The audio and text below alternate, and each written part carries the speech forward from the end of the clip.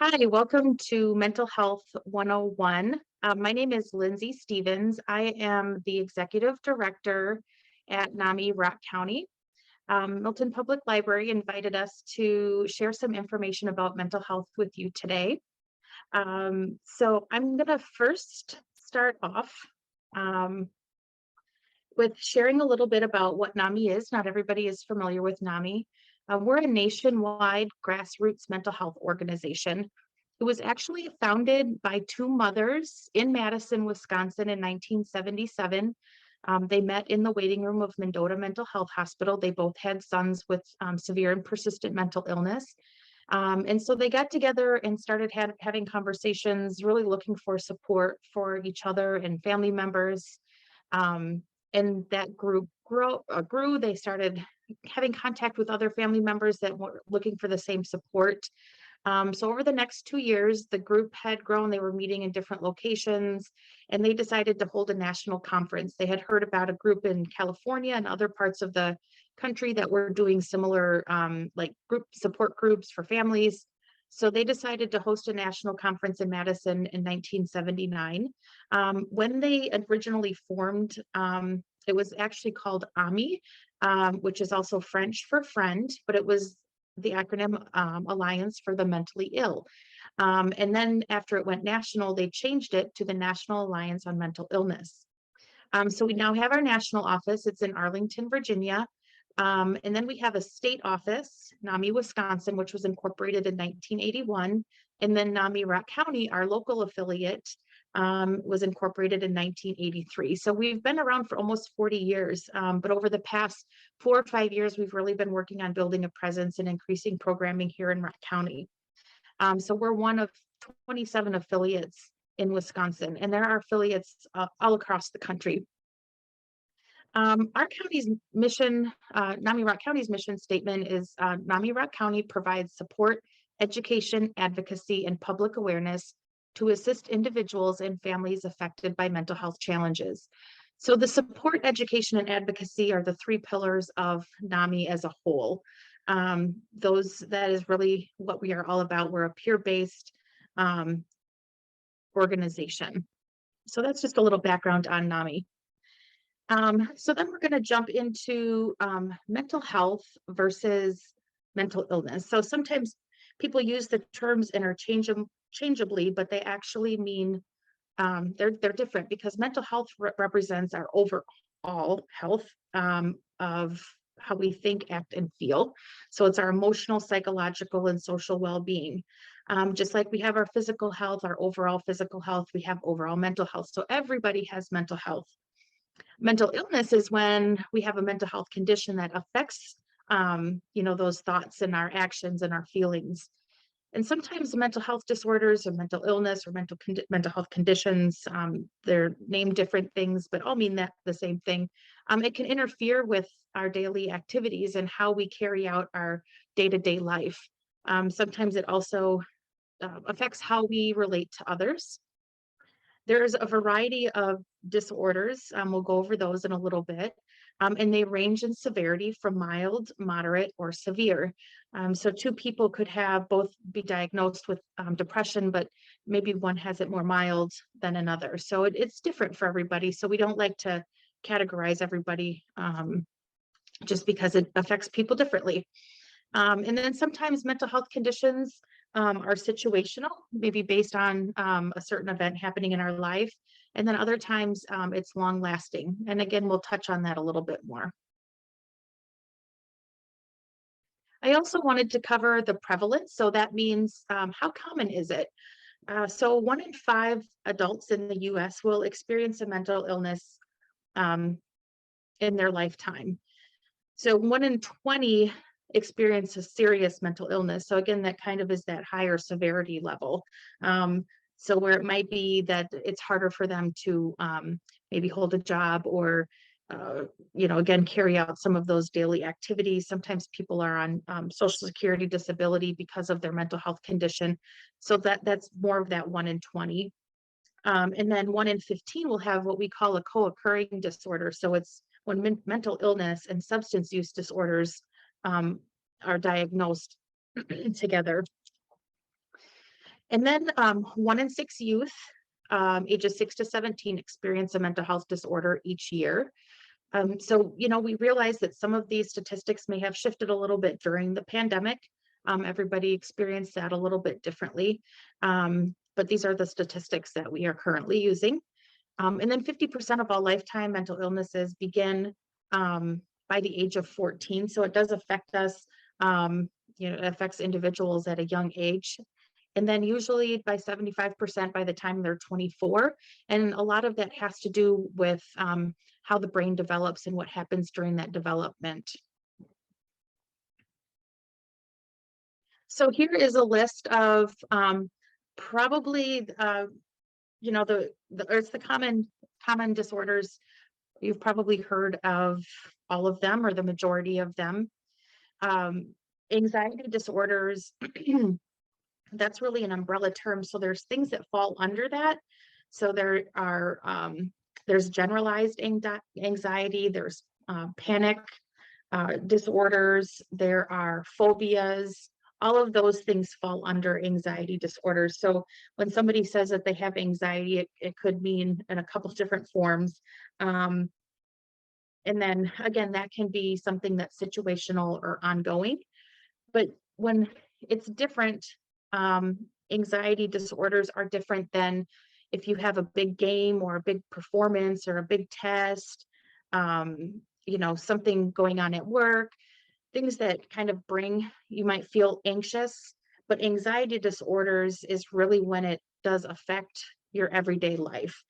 So people with panic disorders, they have panic attacks that come out of nowhere. It might create some fears on wanting to go places or maybe traveling, public transportation, that sort of thing. So it's anxiety disorders is different than having, just kind of a nervous moment. It's more of an ongoing situation. So ADHD is something that is, I think most people are familiar with that diagnosis, and it is typically diagnosed in youth.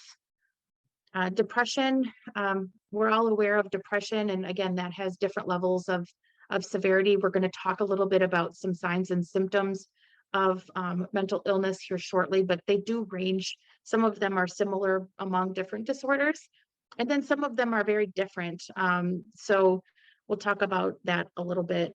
Eating disorders, obsessive compulsive, you might hear people say, oh, I'm OCD because I need my money all lined up the same way, or, I need my folder organized a certain way. But in reality, obsessive compulsive disorder is a very difficult disorder to live with. And it's not just having like a quirk of, needing your money lined up the same way. It is when you compulsively and obsessively are doing a behavior that you can't seem to stop. Some people might think my shoes are dirty and they start scrubbing and scrubbing and scrubbing, and they can't stop scrubbing because they never think it's clean enough. We have a treatment provider, one of our community partners, that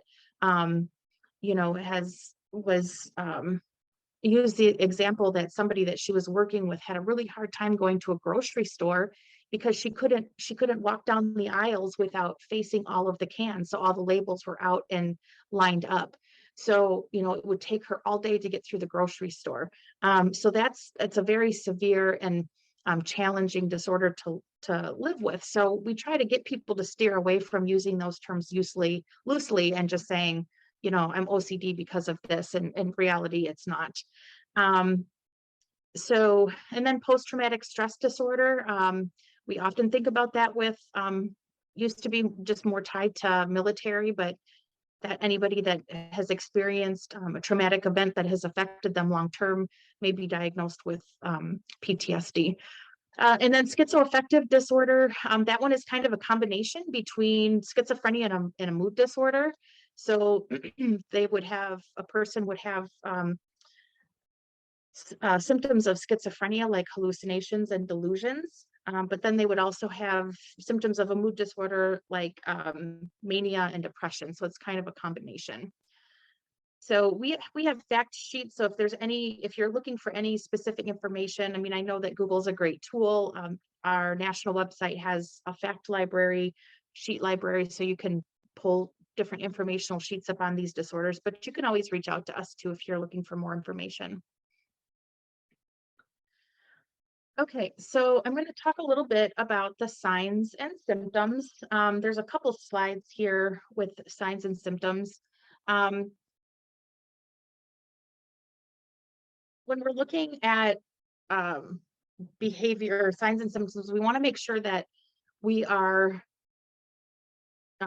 looking for abnormal behavior. So, feeling sad or down, or irritability and anger, mood changes, some of those things might be typical for maybe teenagers because their bodies are going through changes, and that typical adolescent development. So kind of going um, through those normal changes. It's different if it's not their normal and then they're displaying these behaviors is when we want to take a closer look. And also oftentimes um, these symptoms come in clusters. So it might be 2 or 3 or 4 or more of these symptoms occurring at the same time. So then we know that something might be going on. So maybe there's irritability and they're worrying excessively. They feel like they can't go certain places without, experiencing panic or anxiety. Or maybe they're withdrawing from friends and family and they no longer want to participate in activities that they loved. They're sleeping all the time, they're not eating. So those are like all of these signs that are coming to, or symptoms that are coming together that indicate something might be going on. So it's really important to know what these signs and symptoms are, not only for ourselves. So if something is going on with ourselves, that we are able to recognize it, but also if our friends, or family, or loved ones, our coworkers are experiencing some difficulties and some mental health challenges. Sometimes, like it says here, they don't have a lack of insight because maybe where their brain is at, they're not able to have that insight. Or maybe they're afraid to talk about it. But if you recognize it and say, hey, I notice you're not yourself. I notice, this, and you're sleeping a lot, or you're not eating. Maybe you're drinking too much. If we notice those things and point those out, it lets them know that you're noticing that and you care, and they more than likely will be more apt to talk about what's going on. So it's just really important to know these signs and symptoms um, of mental illness. And then I like to include this. I'm not going to cover too much with this, but I just wanted to also put this out there because sometimes there are uh, physical illnesses or injuries that can mimic, their symptoms that mimic psychiatric disorders. So sometimes, if there's drug or alcohol misuse, sometimes with the synthetic drugs that are out there on the streets right now, people might experience some hallucinations or delusions. If there's a traumatic brain injury or Alzheimer's, there's low blood sugar, some symptoms that people might display when experiencing these things might mimic uh, a psychiatric disorder. So the point of that really is that if these things are going on, it's just really good to get it checked out and not let these things go.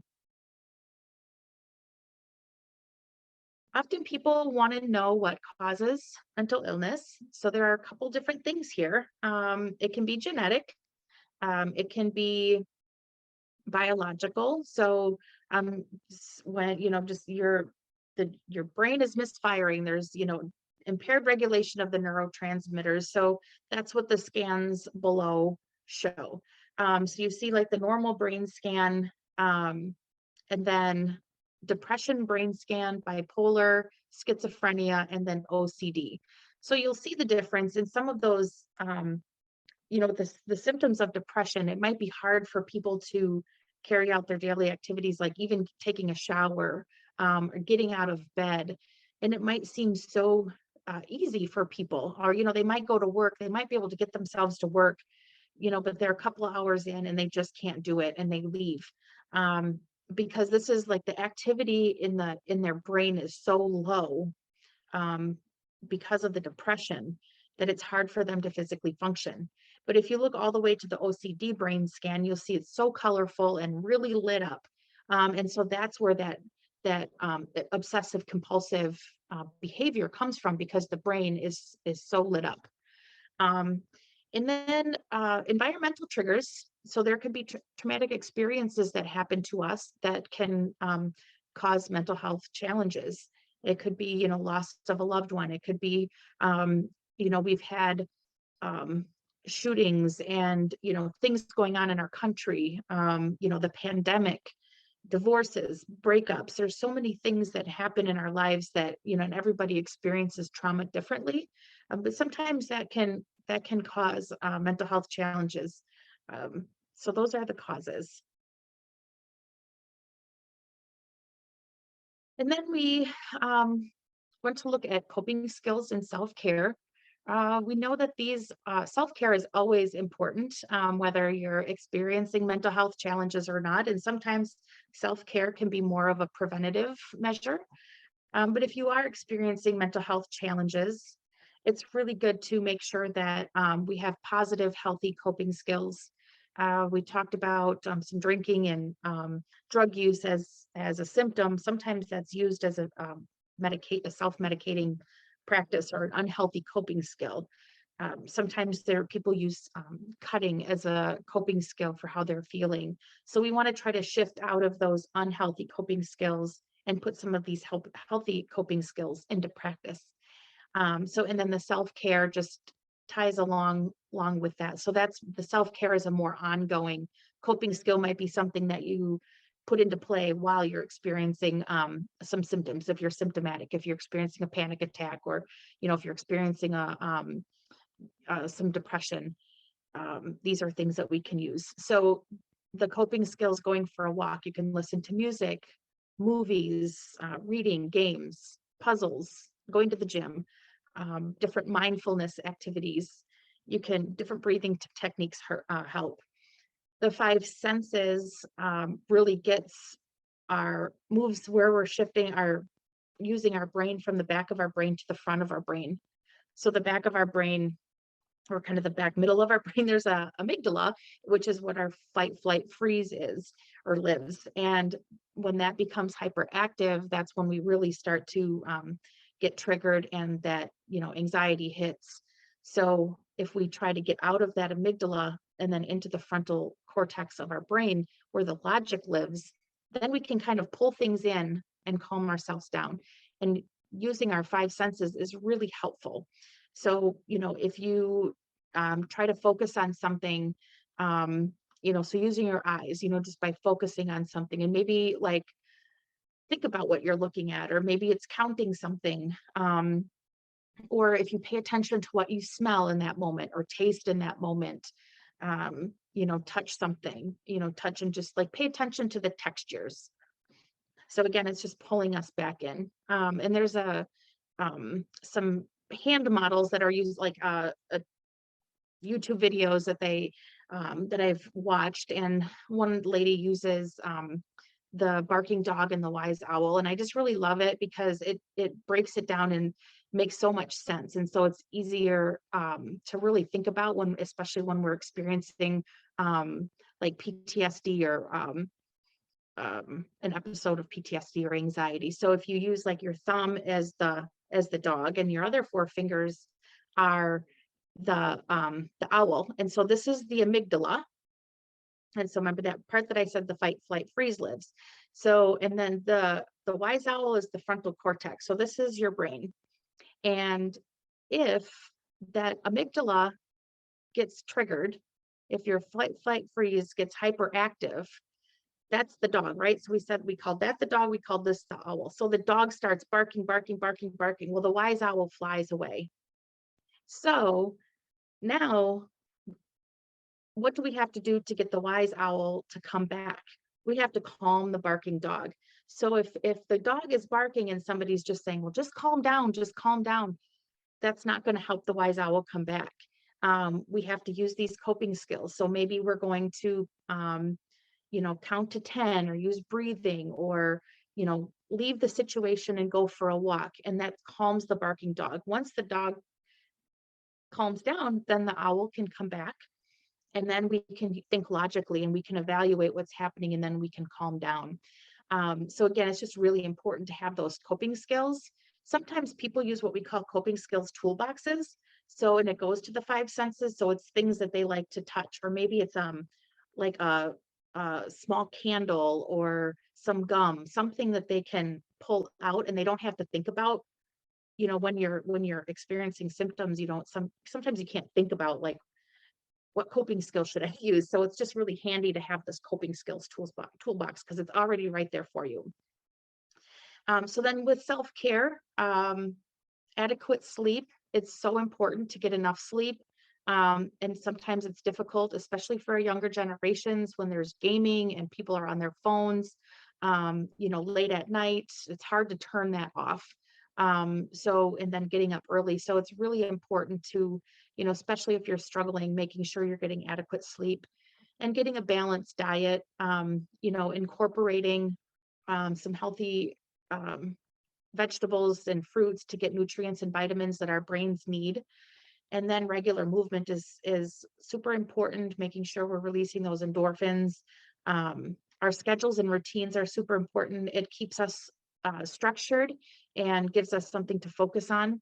And the boundaries, sometimes boundaries are viewed as a negative thing, but really it's just meant to help everybody involved. So it might be, you know, you have to set a time limit on how long you can be somewhere. You know, hopefully people don't get offended by, you know, your boundaries, but really it's to protect you. And it just helps really build an understanding so you're not put on the spot, you know, and have to create a situation that's uncomfortable. And then self-awareness and knowing your triggers. This is so important because, you know, if you have certain things that trigger you or trigger stress, when we get stressed out, that can trigger symptoms of mental illness. And so we want to make sure that we're very self-aware and we know what triggers us, or what we know what causes stress for us, because then we can try to avoid those things or limit those things. Or if it's something that we can't avoid, if we don't have a choice, then what we can do is try to put coping skills in place. So we have them prepared in advance. So then if we end up going into this stressful situation, we can have a plan of how we're going to handle that. Okay, and so then as far as treatments and supports, so there are different treatments that are used in with mental health disorders, medication, inpatient facilities, respite centers, community-based therapies. So those are like outpatient therapies. I'm not sure if everybody is familiar with respite centers, but those are houses, and there's several throughout the state. We don't have any in Rock County at this time, but other respite centers throughout the state accept people from all over the state. So there's one in Madison, there's some in the Milwaukee area. So people can, even from Rock County, if you are looking for a respite center, you can still visit them. They still accept people from all over the state. And it's usually a stay between, you know, 2 or 3 or 4 nights. They're houses that typically have like 4 to 5 bedrooms. They're peer run. So there's usually certified peer specialists that are there at the facility. And so it's really just kind of a getaway. You know, if life is stressful and your mental health is kind of ramped up and you need a break, you don't necessarily need an inpatient stay, but you kind of need a break from your routine or your daily life. That's what respite centers are used for. And then there's, as far as different types of therapies, there's several different types of therapies depending on your need. You know, there's cognitive behavioral therapy or CBT therapy, and there's dialectical behavioral therapy, DBT, that's called DBT therapy, which is really effective for people that have severe depression and suicidal thoughts. So there's a lot of different methods out there, a lot of different medications. Some people use medication, some people don't. Things are different for everybody, and there's not one magic solution. It's usually all of these things. So like your supports, it's so important to have a good support system. So you might be in therapy and then also have a really good support system. And it's just crucial to have those supports to get us through our recovery process and through our journey. And sometimes people, like, family is their biggest support. Not everybody has family close by or a close family connection, so they might rely on friends or support groups or their church, different clubs. So it doesn't really matter where you get your support from, as long as it's a healthy relationship and as long as it's somebody that is helping you progress through your journey and making you through your or helping you through your recovery. And there's helplines and text lines. We have a resource slide here coming up. But there's more and more of those, out there now. We've got 988 coming, which is a number that can be dialed for mental health support.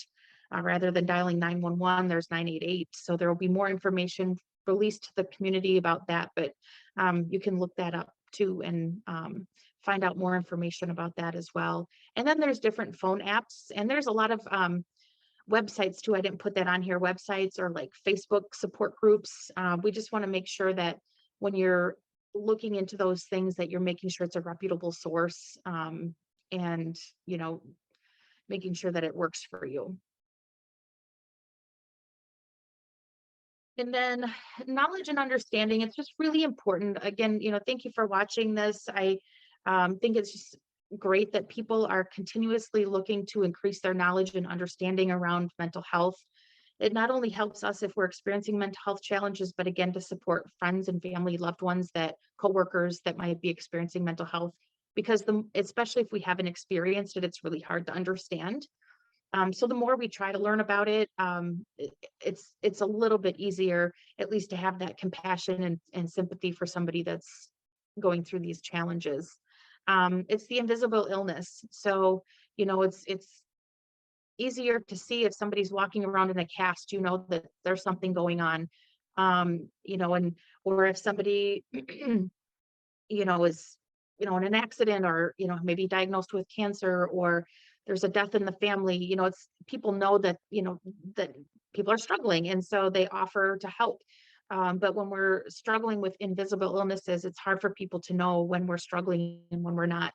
And so you just never know what people are going through. So we just, are asking for patience and kindness, because everybody has something and everybody has a story. And again, just building this knowledge and understanding is super helpful. There's a lot of, we're breaking down shames around mental illness. The more we talk about it, it's definitely come a long way than when it was, 5, 10, 15, 20 years ago and more. We've come a long way, but there's still a lot of work that needs to be done. So we still need to know, let people know that it's okay to talk about it. You're hearing more about it in the media, and in social media, and in our communities. So we just have to keep that conversation going and support each other. So what can we do? So again, knowing the signs, not only for yourself, but for loved ones, or just for anybody that maybe in your work environment, you want to be able to recognize signs and symptoms, so you can tell if somebody's struggling, and can maybe explain some of the behaviors that they're displaying. Normalizing the conversation. So again, keep talking about it. Or if you know of somebody that's struggling, just say, hey, maybe it's depression. Like, let's talk about it. Maybe can I help you get some help? Instead of like tiptoeing around it and making it sound like it's bad. It's, we want to keep talking about it and make it a normal conversation to have. So then people feel comfortable talking and reaching out for help. And then we want to change the negative beliefs about mental illness disorder or mental health disorders. So, everybody experiences it differently. So some people are afraid to get that diagnosis because they think that, life is never going to be the same. And maybe it's not, but we might just have to find some new normals. But it's okay. So many people do just fine. And then they get that road to recovery. So it's just important that we keep that conversation going. And then language matters. So what we like to do is use the person first perspective. And so we don't want to put the disorder before the person. somebody that has schizophrenia, we want to say that they are a person with schizophrenia rather than schizophrenic, or they're bipolar. They're a person, they're a human, they're a person first, but they're somebody that has bipolar. If they choose to use that language for themselves, that's completely up to them, and that's fine. But out of, being respectful, we want to make sure that we are approaching them as a person first, not as their disorder first. Okay, and then here are some of the resources. There are a ton of resources out there, and so of course we couldn't put them all on in the PowerPoint here, but these are just some key nationwide helplines and text lines. The National Suicide Prevention Lifeline, I think that if you press 1, then you get the Veterans Crisis Line. The Trevor Project is an LGBTQ+ organization, nonprofit. They also have a text line, and I see that I did not put that on the slide, but they also have a great website, so you can go on their website. All of these places have websites that you can visit and get more information. The crisis text line, the 741, that has been spread around over the past, I don't know, like 5 years, I think, quite a bit. And so I think a lot of people are becoming more familiar with that. For a while there with the pandemic, these hotlines and text lines were really busy, and so the response times are pretty long, depending on the day and the time of the day, but they're working hard to increase those response times, or make them quicker for people that are reaching out.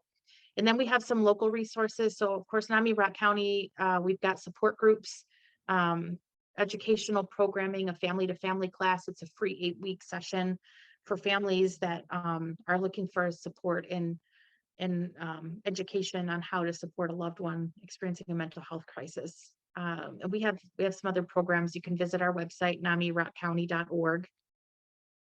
And then Rock County Crisis is our local crisis unit. It's open 24/7. It's a mobile crisis unit, so sometimes they have the ability to go mobile to assess a crisis. A lot of times they work with law enforcement as well when it's assessing a crisis. The behavioral health unit at Mercy is our inpatient unit here, and they take voluntary and involuntary hospitalizations there as well. Our Rock County Behavioral Health Intake Line is our Human Services has a lot of programs, and so they have created this intake line, so then people that are looking for services can call them, and they do kind of like a quick questionnaire, and then they decide if their services are a good fit, and depending on insurance, or if there's insurance. So they kind of go through that process, and then they can either refer to one of their programs, or they can refer out based on your need. So, and then there are several apps out there. Again, we want to make sure that we're using respectable apps. There are some apps that charge. Got Your Back is a free app that was developed by parents of a young man that took his life in Monroe. And so his parents developed this app, and it's a great app. They're continuously building and adding to the app, but it's getting out there more and more, so you can check that one out too. All right, and now I am open for any questions. Again, my name is Lindsay. I'm the executive director. This is my email. And then Ashanti Harris is our administrative coordinator. She oversees our programs and our Teen Voice, our groups. So you can reach out to either one of us too if you have additional questions. I didn't put our phone number on here, but I can rattle it off if anybody wants to write it down. It's 608-743-9828. And again, namirockcounty.org is our website. And we have Facebook page and Instagram as well. Okay. Thank you very much, Lindsay, for that presentation. It's very informative. I do have one question. When you were talking earlier about the signs and symptoms, and some of them manifest as like physical ailments, right? And then you say maybe it's time to get it checked out or seek professional help. Do you start with your your general doctor, your family physician, or do you go straight to a therapist? What is your recommendation? Because I can see how the lines could be blurred between the two. Mhm. Yeah, I think that going to your primary care physician is a good start. Um, if, if people are pretty clear that there's a mental health challenge going on, then, they can look for, go right to like mental health treatments. Um, but I think that going to your doctor is a great start. Yeah. And I'm guessing most of them are trained to see the signs of mental illness more than the average person, of course. But Yeah, and I think that more now too, just because there's such a shortage of psychiatric providers nationwide, that they have done more training with doctors and they'll do, depression screenings and, they have a better, they prescribe, for things like anxiety and depression, some more of the serious mental illness, disorder, mental illnesses than, psychiatric, having a psychiatrist is a better way to go and to kind of work into that. But, there are other psychiatric medications that your general practitioner will prescribe. okay, thank you. Mhm. What about this idea of, you talked about mindfulness and taking a break when you feel like you need a break, but what about the idea, there's this thing going around quite often, it's the art of doing nothing. Do you think that's a good thing to practice occasionally? Like we just need to take a day and not schedule anything or not put any pressure on ourselves. Is it a good thing for our mental health?